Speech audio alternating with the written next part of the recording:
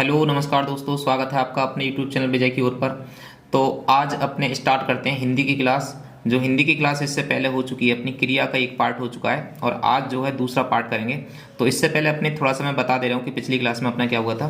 तो एक तो क्रिया पढ़ा था हमने कि भी क्रिया क्या है। क्रिया एक विकारी शब्द है, जिन शब्दों से कार्य के होने का बोध होता है क्रिया शब्द कहलाते हैं नहीं। और क्रिया जो बनती है, जो उस क्रिया का सामान्य रूप बनता है, वो मूल धातु से बनता है, संस्कृत की मूल धातु से। जैसे कोई धातु है पढ़, तो उससे ना लगा दो तो उसमें क्या बन जाता है, सामान्य रूप बन जाता है, जैसे कि पढ़ना। तो इसके बाद में हमने देखा था क्रिया के थोड़े से भेद देखे थे। दो प्रकार से हमने भेद करे थे, रचना के आधार पर और कर्म के आधार पर। रचना के आधार पर जो हमने क्रिया पढ़ी थी, रचना के आधार पर आपने पढ़ा था कि रचना के आधार पर हमने पढ़ी थी क्रिया, लगभग 11 प्रकार की क्रिया करी थी। वैसे आपको अगर एक फैक्चुअल डाटा आपसे पूछे कि भी रचना के आधार पर कितने प्रकार की क्रिया होती है, तो आप बताओगे रचना के आधार पर 5 प्रकार की क्रिया होती है। ठीक है ना, 5 प्रकार की। अगर आपसे पूछे कि भी प्रयोग और रचना के आधार पर बताओ, प्रयोग और रचना के आधार पर, तो आप ये 11 प्रकार की बता सकते हो। वैसे इसके स्पष्ट भेद नहीं है, ये बात आपको याद रखनी है। ठीक है ना। और दूसरा जो प्रकार हमने करा था, अच्छा, इस रचना के आधार पर जो हमने करी थी, रचना के आधार पर जो क्रियाएं करी थी वो सामान्य क्रिया करी थी। सामान्य क्रिया कौन सी थी? ऐसी क्रिया जिसमें एक ही क्रिया का प्रयोग होता है, सामान्य क्रिया कहलाती है। और संयुक्त क्रिया कौन सी है? तो संयुक्त क्रिया जिसमें एक से ज़्यादा क्रियाओं का प्रयोग होता है, वो संयुक्त क्रिया कहलाती है। नाम धातु क्रिया कौन सी होती है? तो नाम धातु हमने क्रिया करी थी कि भी ऐसी क्रियाएं जो संज्ञा या सर्वनाम शब्दों से बनती हैं, वो नाम धातु क्रियाएं कहलाती हैं। तो ये भी हमने पढ़ लिया था। कृदंत क्रिया कौन सी कहलाती हैं? ऐसी क्रिया शब्द जो क्रिया शब्दों से बनते हैं, नहीं धातु शब्दों से बनने वाली क्रियाएं या फिर क्रिया से बनने वाले शब्द क्या कहलाते हैं? कृदंत क्रिया कहलाती है। इसी तरह से क्रियार्थक क्रिया, प्रेरणार्थक क्रिया, पूर्वकालिक क्रिया, अपूर्ण क्रिया, सजातीय क्रिया, अनुकरणात्मक, रंजक क्रियाएं आदि क्रियाओं के भेद हमने करे थे। ठीक है ना। तो आज जो अपना दूसरी क्लास है, अगर ये आपने क्रियाएं सही तरीके से ना पढ़ी हैं तो आपको इन क्रियाओं को सही तरीके से पढ़ने के लिए आप इससे पहली वाली क्लास आप पढ़ सकते हैं। तो आज अपने स्टार्ट करते हैं जो क्रिया का दूसरा प्रकार है, कर्म के आधार पर। और कर्म के आधार पर जो होती हैं क्रियाएं कितने प्रकार की होती हैं? 2 प्रकार की, एकर्मक क्रिया और सकर्मक क्रिया। तो अब अपने करते हैं कर्म के आधार पर। ठीक है ना। तो ये बात याद रखनी है, कर्म के आधार पर। अब कर्म के आधार पर क्रियाएं कितने प्रकार की होती हैं? तो कर्म के आधार पर क्रियाएं होती हैं 2 प्रकार की। ठीक है ना। कर्म के आधार पर क्रियाएं कितने प्रकार की होती हैं? तो ये होती हैं 2 प्रकार की। ठीक है ना। एक क्रिया होती है एकर्मक, और दूसरी क्रिया होती है सकर्मक। एकर्मक और सकर्मक नाम की 2 क्रियाएं होती हैं। ठीक है ना, ये बात ध्यान रखनी है। अब इन शब्दों को अगर आप देख लोगे तो इनसे ही इनकी परिभाषा याद हो जाएगी। ठीक है ना। जैसे एकर्मक का मतलब क्या होता है? ए का मतलब होता है, कर्म का मतलब क्या होता है? कर्म का मतलब होता है कर्म। ठीक है ना। ए का मतलब किसी के शब्द के अगर आगे लग जाता है तो इसका मतलब होता है बिना। ठीक है ना, बिना या फिर रहित, बिना या रहित। अगर कर्म का मतलब यहाँ पे भी क्या हो जाएगा? कर्म। और से किसी शब्द के आगे लग जाता है तो इसका मतलब क्या होता है? सहित होता है इसका मतलब। ठीक है ना, क्या होता है? सहित होता है। तो इसकी परिभाषा भी क्या बन जाएगी? एकर्मक क्रिया की अगर हम परिभाषा बनाना चाहेंगे तो हम क्या कह सकते हैं कि ऐसी क्रियाएं जो क्या होती हैं? कर्म रहित होती हैं। ठीक है ना। यानी हम बोल सकते हैं इन्हें कि कर्म रहित क्रिया। कर्म रहित क्रिया क्या कहलाएगी? एकर्म क्रिया कहलाएगी। और अगर बात करें सकर्म क्रिया की तो आप कहोगे कर्म सहित, कर्म सहित क्रिया। कर्म सहित क्रिया क्या कहलाएगी? सकर्म क्रिया कहलाएगी। ठीक है ना, ये वाली बात आपको याद रखनी है। तो एकर्मक और सकर्मक। अब ये कर्म रहित और कर्म सहित किस तरह से होंगे, तो इनके थोड़े से एग्जाम्पल देख लेते हैं। जैसे इसके अगर एग्जाम्पल की बात करें तो अगर बात करें कि भी अकर्मक क्रियाएं कौन कौन सी हैं, तो अकर्मक क्रिया के कुछ एग्जाम्पल मैं बता दे रहा हूँ। जैसे हंसना। ठीक है ना, हंसना कैसी क्रिया है? एकर्मक क्रिया है। ऐसे ही सोना, सोना कैसी क्रिया है? एकर्मक क्रिया है। ठीक है ना। इसी तरह से रोना, रोना कैसी क्रिया है? एकर्मक क्रिया है। इसी तरह से दौड़ना, दौड़ना भी क्या है? एकर्मक क्रिया। चलना, चलना भी क्या है? एकर्मक क्रिया। ठीक है ना। तो ये बहुत सारी क्रियाएं हैं जो एकर्मक क्रियाओं के उदाहरण हो सकते हैं। ठीक है ना। हंसना, सोना, रोना, दौड़ना, चलना आदि ये सब क्रियाएं कैसी हैं? तो ये एकर्मक क्रियाएं हैं। अगर सकर्मक क्रियाओं की बात करें तो ये कर्म सहित आती हैं, इनका कुछ ना कुछ कर्म जुड़ा होता है। तो ऐसी कौन सी क्रिया होती हैं, जैसे खाना, खाना कैसी क्रिया है, सकर्मक क्रिया है। लिखना, लिखना कैसी क्रिया है, सकर्मक। देखना, ठीक है, देखना, खाना, लिखना, ठीक है, और पढ़ना, ये सब कैसी क्रियाएं हैं, ये सब हैं सकर्मक क्रियाएं, ठीक है ना।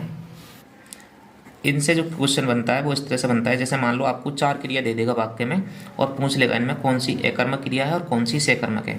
जैसे मान लो आपको बताना है सकर्मक क्रिया कौन सी है, सकर्मक क्रिया कौन सी है। अब पेपर में हमारा क्वेश्चन इस तरह से आएगा, मान लो इस तरह से एक क्वेश्चन है और इसके 4 विकल्प हमें दे देगा। अब 4 विकल्प हमें मिले कि भी सकर्मक क्रिया बतानी है कौन सी है। तो एक दे दिया जैसे रोना, ठीक है, एक दे दिया पीना, एक दे दिया चलना और एक दे दिया सोना, ठीक है ना। अब इसमें पूछ लेगा, तो ये मैं एक एग्जाम्पल बता रहा हूँ कि इस तरह से प्रश्न पूछा जा सकता है। तो सकर्मक क्रिया कौन सी है, 4 विकल्प दे देगा। अब इसमें बताना है कि सकर्मक क्रिया कौन सी है, तो इसका मतलब है कि हमें सकर्मक की पहचान होनी चाहिए या फिर अकर्मक की पहचान होनी चाहिए। शब्द देकर और इस तरह से क्वेश्चन पूछ रहा है, एक ही शब्द, एक क्रिया शब्द देकर क्वेश्चन पूछ रहा है, तो हम करेंगे क्या, क्या का प्रश्न करेंगे, क्या प्रश्न, यानी क्या का प्रश्न करेंगे। और अगर क्या प्रश्न का हमें जवाब मिल जाता है, अगर क्या प्रश्न का हमें जवाब मिल जाता है तो क्रिया कैसी होगी, सकर्मक होगी। और अगर नहीं मिलता है तो कैसी हो जाएगी, अकर्मक होगी, ठीक है ना। अगर क्या प्रश्न का जवाब मिल जाता है तो कैसी क्रिया होगी, तो हम कहेंगे कि भी क्रिया होगी सकर्मक।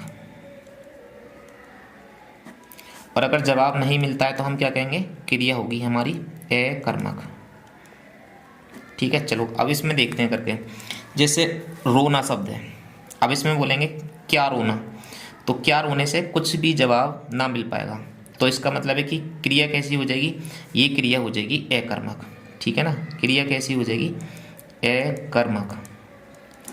अब इसमें अगर क्वेश्चन किया जाए कि क्या पीना, तो क्या पीना मतलब दूध पीना है नहीं, पानी पीना, तो इसका मतलब है कि इसमें क्या का जवाब मिल रहा है, तो ये हमारी क्रिया कैसी हो जाएगी, ये हो जाएगी सकर्मक। चलना, तो इसमें करेंगे कि क्या चलना, तो इसका मतलब कि क्या का जवाब ना मिला, तो हम क्या बोलेंगे कि ये क्रिया कैसी है, ये क्रिया है अकर्मक। और अगर बात करें सोना कि भी क्या सोना, तो सोने का, तो सोने से पता ना चल पाएगी, तो ये भी क्या हो जाएगी हमारी अकर्मक क्रिया का एग्जाम्पल हो जाएगा, ठीक है ना। तो एक तरह से तो ये क्वेश्चन बन सकता है। अब इन्हीं क्रियाओं का वाक्य में प्रयोग करके पूछ लेता है, तब कैसे पहचानेंगे, तो हमें थोड़े से एग्जाम्पल ध्यान रखने हैं, ठीक है ना। अब वाक्य में प्रयोग करके क्वेश्चन आ जाता है, ठीक है ना, वाक्य में प्रयोग करके, वाक्य में प्रयोग करके। तो एक प्रश्न कैसे पूछा जा सकता है कि वाक्य में प्रयोग करके पूछ सकता है। जैसे मान लो मैं कुछ एग्जाम्पल यहाँ पे लिख रहा हूँ, जैसे राम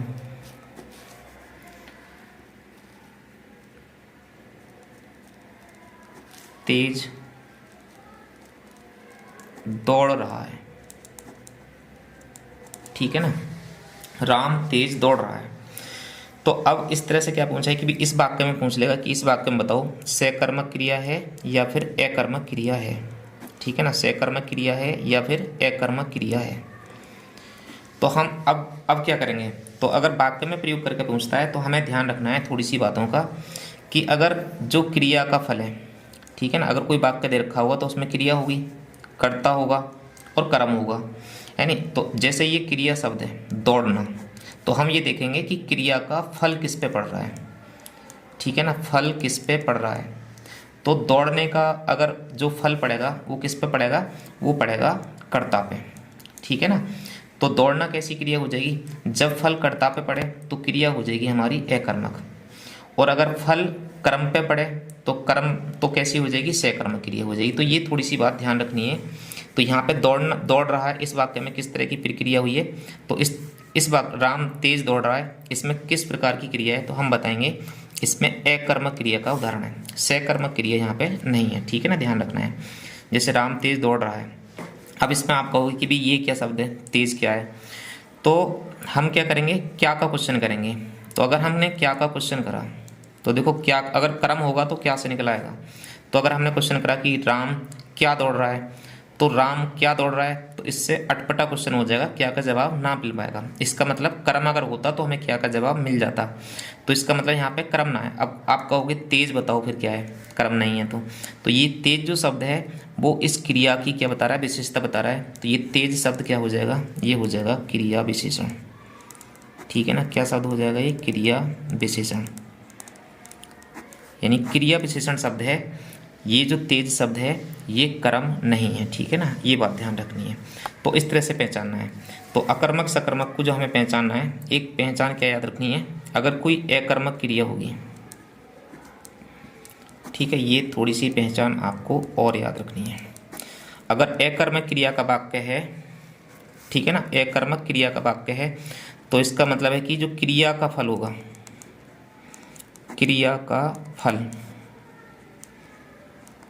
का फल किस पे पड़ने वाला है, कर्ता पे पड़ने वाला है। अगर क्रिया का सारा जोर, सारा का सारा फल किस पे पड़ रहा है, कर्ता पर अगर पड़ रहा है, तो कैसी क्रिया होगी, अकर्मक क्रिया होगी। ठीक है ना, ये बात थोड़ी सी दिमाग में रखनी है। और दूसरी बात ये याद रखनी है, अगर वाक्य सकर्मक क्रिया का है, अगर वाक्य सकर्मक क्रिया का है, तो क्रिया का फल किस पे पड़ने वाला है, तो क्रिया का फल जो पड़ने वाला है वो कर्म पे पड़ने वाला है। ठीक है ना, किस पे पड़ेगा, कर्म पर। यानी अगर कोई सकर्मक क्रिया का उदाहरण है तो क्रिया का जो फल पड़ने वाला है, क्रिया का जो जोर पड़ने वाला है, वो किस पे पड़ने वाला है, वो पड़ेगा कर्म पर। तो अगर क्रिया का फल कर्म पर पड़ता है तो सकर्मक क्रिया, और अगर क्रिया का फल कर्ता पर पड़ता है तो कैसी क्रिया कहलाती है, अकर्मक क्रिया कहलाती है। तो ये बात आपको याद रखनी है। और कुछ एग्जाम्पल अब मैं लेता हूँ जो आप आराम से, या तो इस आधार पे या फिर ऊपर वाले आधार पे आप आराम से सकर्मक और अकर्मक छांट पाओगे। तो अब देखते हैं अपने कुछ एग्जाम्पल जिनसे पता चल जाएगी भी क्रिया कैसे अकर्मक है सकर्मक है। तो मैंने कुछ वाक्य लिख रखे हैं और इनमें देखते हैं कि क्रिया सकर्मक है या फिर अकर्मक है। तो बात करें पहले सेंटेंस की, जैसे मोहन फल खाता है, मोहन फल खाता है, तो मोहन फल खाता है, तो मोहन क्या खाता है, तो हमें जवाब मिल गया क्या से, कि मोहन क्या खाता है, फल खाता है। यानी और ये ध्यान रखना है, कर्म कैसा होता है, डिस्ट्रॉयर होता है, कर्म कम होता जाता है। नहीं तो फल जब खाया जाएगा तो कम होता जाएगा, तो इसका मतलब यहाँ पे कर्म मौजूद है, मोहन फल खाता है। तो यहाँ पे क्रिया कैसी हो जाएगी, सकर्मक क्रिया हो जाएगी। क्यों, क्योंकि कर्म प्रेजेंट है। ठीक है ना। अगर बात करें मोहन किताब पढ़ रहा है, तो यहाँ पे मोहन क्या पढ़ रहा है, तो इसका जवाब हमारे पास में है, मोहन क्या पढ़ रहा है, किताब पढ़ रहा है। तो इसका मतलब है कि क्रिया कैसी है, सकर्मक क्रिया का उदाहरण है। अगर बात करें पक्षी आकाश में उड़ रहे हैं, पक्षी आकाश में उड़ रहे हैं, इसका हमें क्या का जवाब ना मिल पाएगा। हाँ, इसका कुछ अलग मतलब निकाल लिया जाता है, जैसे आकाश में क्या उड़ रहे हैं। तो अगर आपने क्वेश्चन इस तरह से कराया कि आकाश में क्या उड़ रहे हैं, तो शायद आपको जवाब मिल जाए कि पक्षी उड़ रहे हैं। ठीक है ना। अगर मैं इस बात को कहूँ कि भी क्या का जवाब मिल गया, फिर तो क्रिया सकर्मक होनी चाहिए। आप एक बात नोटिस करो, और नोटिस वाली बात यह है कि जैसे कोई भी वाक्य हो तो उसमें सबसे पहले क्या होता है, अगर क्रिया दे रखी है तो उसे करने वाला भी कोई ना कोई होगा। तो सबसे पहले क्या होना चाहिए, वाक्य में एक कर्ता होना चाहिए, कर्म होना चाहिए, है नहीं, और क्रिया होनी चाहिए। कर्ता, कर्म और क्रिया, ये तीन चीज़ें होती हैं किसी वाक्य में। अगर आप कहते हो या फिर कोई कहता है कि भी पक्षी आकाश में उड़ रहे हैं, या आकाश में क्या उड़ रहे हैं, और पक्षी को हम बना दें, अगर कर्म बना दें, तो आकाश में उड़ रहे हैं क्या, तो इसका मतलब पक्षी उड़ रहे हैं। ठीक है, क्या का जवाब तो मिल गया।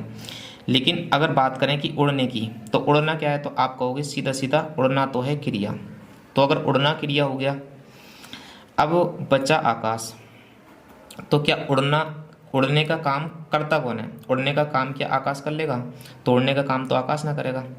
उड़ना अगर कोई क्रिया है नहीं, तो क्रिया है तो उसका मतलब कि कोई कर्ता होगा, और कर्ता जो होगा वो ही क्रिया करेगा। तो इसमें अगर पक्षी को हम कर्म बना रहे हैं एक बार के लिए, तो फिर इसमें कर्म करने वाला कौन बचा, यानी उड़ने वाला कौन बचा।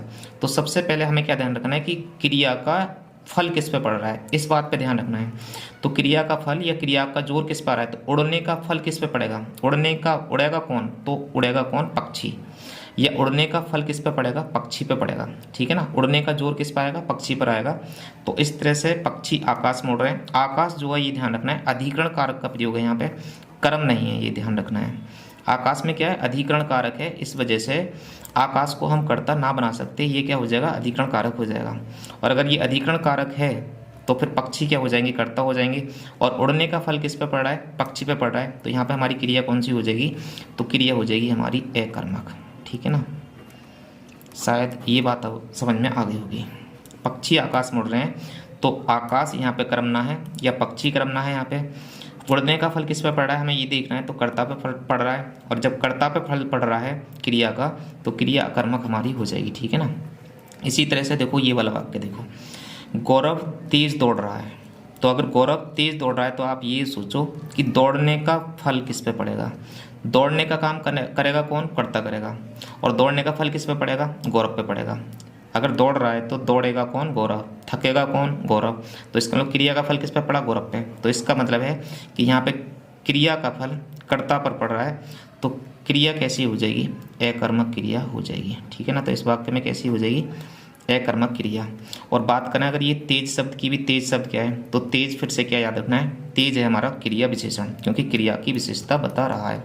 तो दोस्तों आइए देखते हैं, ये 4 एग्जाम्पल मैंने लिखे हैं, कुछ और एग्जाम्पल देखते हैं। राधा अखबार पढ़ती है, तो राधा अखबार पढ़ती है, राधा क्या पढ़ती है, अगर मैं क्वेश्चन करूं कि राधा क्या पढ़ती है, तो हमें जवाब मिल जाएगा राधा क्या पढ़ती है, अखबार। तो क्या का प्रश्न मिल गया, क्या का जवाब मिल गया, तो इसका मतलब कि यहाँ पे कर्म मौजूद है, और कर्म मौजूद है तो क्रिया कैसी हो जाएगी, क्रिया हो जाएगी सकर्मक।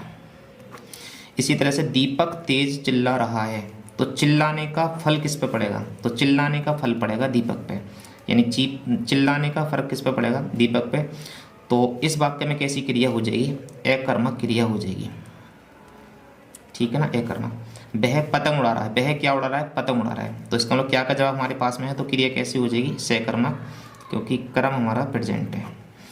पेड़ से पत्ता गिरता है, अच्छा ये वाले वाक्य की बात करें तो इसमें क्या का अगर जवाब करें कि पेड़ से क्या गिरता है, तो हमारा जवाब मिल जाएगा पत्ता गिरता है।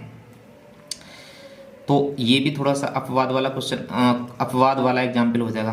गिरने का काम कौन करेगा, तो गिरने की अगर बात करें कि भाई पत्ते को हम बना दे कर्म, और फिर कर्ता किसे बनाएंगे, पेड़ को बनाएंगे। भाई पेड़ में तो सीधा सीधा दिख रहा है कि पेड़ से गिरता है, तो पेड़ में तो सीधा सीधा अपादान कारक है। कैसा कारक है इसमें, अपादान कारक। अपादान कारक कब होता है, जब कोई चीज़ किसी से अलग होती है, तो वहाँ पे क्या होता है, अपादान कारक। तो पेड़ से गिरता है तो अपादान कारक हो गया। अब गिरने का काम कर कौन रहा है, कर्ती तो करेगा, तो इसका मतलब गिर कौन रहा है, पत्ता गिर रहा है। तो गिरने का फल किस पे पड़ रहा है, कर्ता पे, तो इसका मतलब पत्ता हो गया यहाँ पे कर्म, पत्ता हो गया कर्ता। तो गिरने का काम कौन कर रहा है, पत्ता, ठीक है ना। और पत्ता क्या है, कर्ता। तो गिरने का फल किस पे पड़ रहा है, पत्ते पे। इस वजह से यहाँ पे कौन सी क्रिया हो जाएगी, अकर्मक क्रिया का उदाहरण हो जाएगा। यानी पेड़ से पत्ता गिरता है, कैसी क्रिया का उदाहरण है, अकर्मक क्रिया का उदाहरण है। सांप धीरे धीरे रेंग रहा है, तो रेंगने का काम कौन कर रहा है, रेंगने का काम कर रहा है सांप, यानी रेंगने का फल किस पे पड़ रहा है, कर्ता पे। अब धीरे धीरे रेंग रहा है या तेज तेज रेंग रहा है, इससे कोई फर्क ना पड़ता, इसका फल सारा रेंगने का किस पे पड़ेगा, कर्ता पे। तो इस वजह से इस वाक्य में कैसी क्रिया हो जाएगी, अकर्मक क्रिया।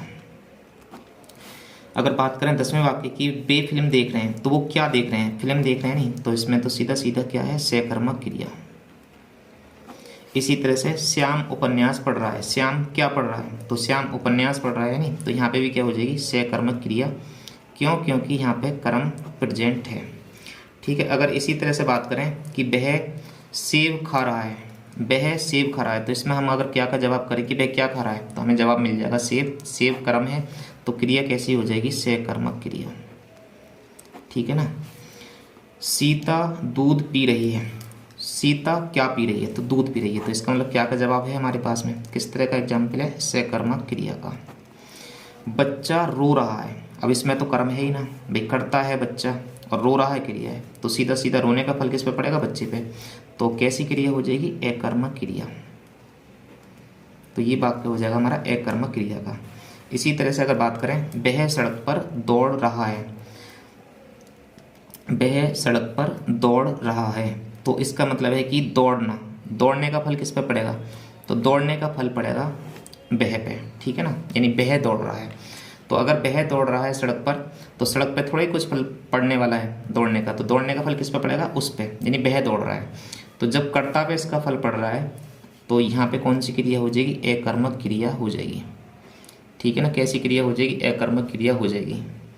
और सड़क पर क्या है यहाँ पे, तो सड़क पर है, यहाँ पे सड़क पर जो हो जाएगा हमारा क्या, कौन सा कारक हो जाएगा, सड़क पर हो जाएगा अधिकरण कारक, क्योंकि सड़क पर में पेपर कहाँ पर आते हैं, अधिकरण कारक में आते हैं। तो ये बात भी याद रखनी है। ठीक है ना, तो इस तरह से अब जो अपनी सकर्मक क्रिया होती है वो 2 प्रकार की होती है। ठीक है ना, ये बात भी आपको याद रखनी है। चलते चलते आपको ये बात भी याद रखनी है कि सकर्मक क्रिया कितने प्रकार की होती है। तो सकर्मक क्रिया होती है 2 प्रकार की। सकर्मक क्रिया, सकर्मक क्रिया के कितने प्रकार होते हैं, 2 प्रकार। ठीक है ना, ये बात भी याद रखनी है। अब वो 2 प्रकार कौन से होते हैं, एक होती है एक कर्मक, एक होती है एक कर्मक क्रिया, और दूसरी होती है द्विकर्मक। दूसरी कौन सी होती है, द्विकर्मक क्रिया। एक कर्मक क्रिया और द्विकर्मक क्रिया। एक कर्मक क्रिया का नाम से ही सीधा सा दिख रहा है कि भी एक कर्मक क्रिया का मतलब है कि कर्म कितना होना चाहिए, यहाँ पे कर्म होगा एक। अगर कर्म किसी वाक्य में एक है तो कैसी क्रिया है, एक कर्मक। और अगर कर्म की संख्या 1 या 2 या 2 से ज़्यादा हो जाए, 2 या ज़्यादा हो जाए, 2 या 2 से ज़्यादा कर्म है तो फिर कैसी क्रिया हो जाएगी, द्विकर्मक क्रिया हो जाएगी। ठीक है ना, चलो एक एक एग्जाम्पल देखते हैं इसके। जैसे अध्यापक ने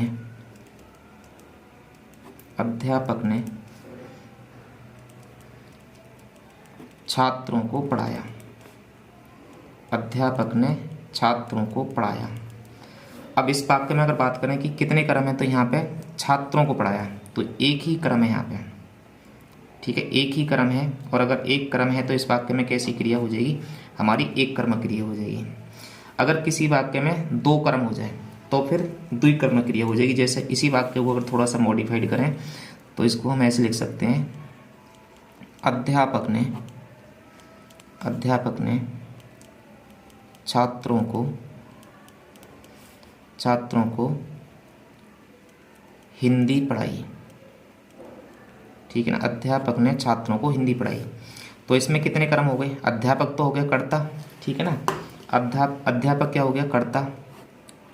और छात्र क्या हो गए, ये वाले छात्र हो गया एक कर्म, और दूसरा कर्म क्या हो गया, हिंदी। ठीक है ना, एक बात और ध्यान रखनी है, यहाँ पे जो पहला कर्म है, ठीक है, ये कैसा है, सजीव है।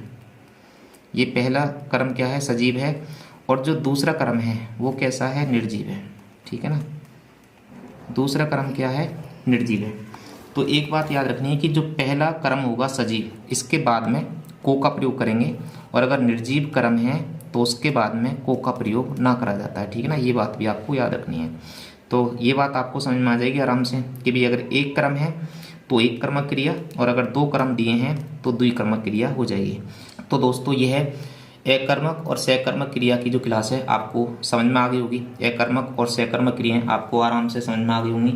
इसी के साथ आज की क्लास यहीं पे एंड करते हैं और जल्दी ही आपसे दूसरी क्लास में मिलते हैं। धन्यवाद।